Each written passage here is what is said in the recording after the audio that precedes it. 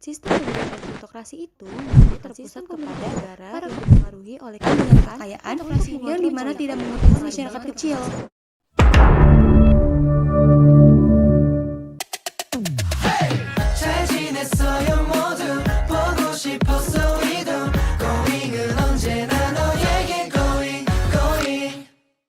'Oke guys, selamat datang kembali di channel aku di segmen Shika, Sharing is Caring. Nah, sebelumnya kan aku sudah membahas tentang pengertian dan juga sejarah plutokrasi nih. Di segmen kali ini, aku mau membahas tentang dampak apa saja yang terjadi jika plutokrasi ini ada di Indonesia. Yang pertama akan kita bahas yaitu dampak plutokrasi di ranah masyarakat. Kalian pasti sudah tahu dan sering mendengar bahwa plutokrasi itu sangat menguntungkan kelompok kaya, yang dimana seketika orang yang kaya menjadi semakin sejahtera dan yang miskin semakin terpuruk. Situasi tersebut dapat menyebabkan kesenjangan sosial yang nyata, mulai dari pendidikan, kesehatan, dan juga peluang hidup. Di bidang pendidikan ini, banyak sekali keluarga yang sering mengalami kesulitan dalam pembiayaan pendidikan anak. Dan akses terhadap pendidikan yang berkualitas bagi anak-anak dari keluarga kurang mampu itu cenderung menghadapi hambatan. Mengapa? Karena sulit untuk mendapatkan pendidikan yang setara dengan anak-anak dari keluarga berkecukupan. Berlanjut ke bidang kesehatan, ada perbedaan antara pelayanan terhadap orang yang kurang mampu dan orang yang berkecukupan itu sangat terlihat jelas.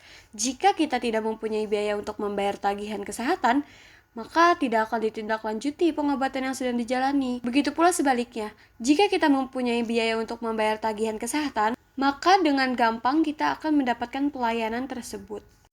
Nah, di bidang peluang, yang paling signifikan dari bidang ini terlihat pada saat kita melamar pekerjaan. Di zaman ini, hampir semua orang yang bekerja memakai kekuatan orang dalam, yang dimana dengan cara itu juga sebenarnya tidak gratis. Dengan situasi tersebut, perbedaan cukup terlihat jelas nih antara si kaum kaya dengan si kaum miskin. Si kaum kaya akan membayar seseorang untuk membawa dia kepada pekerjaan, sedangkan si kaum miskin belum tentu melakukan cara itu karena ya tidak punya uang. Dari 3 aspek yang aku jelasin tadi, apakah kalian sudah merasakan dampaknya terhadap diri kalian? Komen di bawah. Next. Yang kedua, dampak plutokrasi di ekonomi. Masih berlanjut dari dampak di masyarakat, bidang kesehatan dan juga pendidikan, di dalam ranah ekonomi pun bagi masyarakat yang kurang mampu akan sangat sulit mendapatkan akses terhadap pelayanan kesehatan maupun terhadap biaya pendidikan yang terasa mudah bagi orang berkecukupan.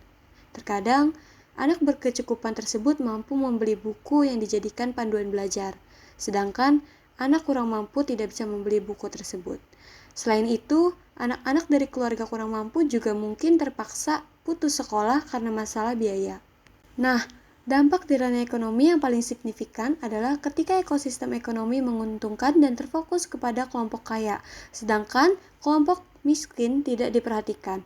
Contohnya, para kelompok kaya lebih sering melakukan investasi di sektor yang menguntungkan mereka, seperti di industri besar.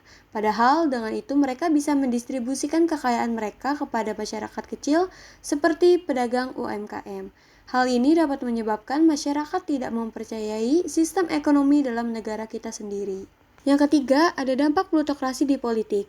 Dalam ranah politik ini, para kelompok kaya akan sangat mudah mengambil keputusan tanpa melibatkan masyarakat, yang dimana seharusnya masyarakat itulah yang dapat mengambil keputusan melalui suara rakyat. Kekuasaan politik ini sering tidak mewakilkan masyarakat, sehingga menciptakan rasa ketidakpuasan kepada elit politik. Nah, kebijakan yang diambil untuk kepentingan elit ekonomi juga seringkali tidak mempertimbangkan dampak jangka panjang bagi masyarakat, seperti kerusakan lingkungan atau penurunan kualitas hidup yang akhirnya dapat merugikan seluruh bangsa. Diperkuat dengan kata orang miskin dilarang berpolitik yang banyak dibicarakan di artikel ketika membahas biaya untuk mengikuti proses politik di negara kita. Biaya politik yang sangat tinggi mulai dari tim sukses, bansos, maupun kampanye sangat memberatkan bagi kaum miskin. Apalagi mulai banyak politikus yang berasal dari pengusaha. Mereka dapat menyisihkan lawan dengan kekuatan uang untuk bersaing. Nah, praktik politik yang mengandalkan uang untuk menyelesaikan masalah politik, hukum, dan kekuasaan itu sudah dibayangi oleh budaya plutokrasi. Padahal, jika budaya plutokrasi ini masih dibiarkan, akan semakin memberikan akses kepada kelompok elit untuk menguasai negara kita yang demokrasi.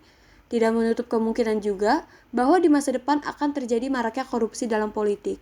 Kurangnya keterbukaan dalam pendanaan politik dan kampanye di masa depan mungkin akan merusak demokrasi dimulai dengan suap, jual beli suara, maupun budaya nepotisme. Nah, dari 3 dampak yang terjadi di masyarakat, ekonomi, dan politik, ada salah satu poin yang sangat signifikan, yaitu akses publik antara kaum miskin dan kaum kaya sangatlah berbeda. Bisa disimpulkan bahwa dampak dari plutokrasi itu sangat merugikan kaum miskin. Kelompok elit bisa bersenang-senang di dalam ruangan sana, sedangkan kelompok kelas bawah susah payah untuk menaikkan derajat mereka dalam strata sosial, ekonomi, maupun politik, agar bisa mendapatkan akses yang setara dengan kelompok elit tersebut.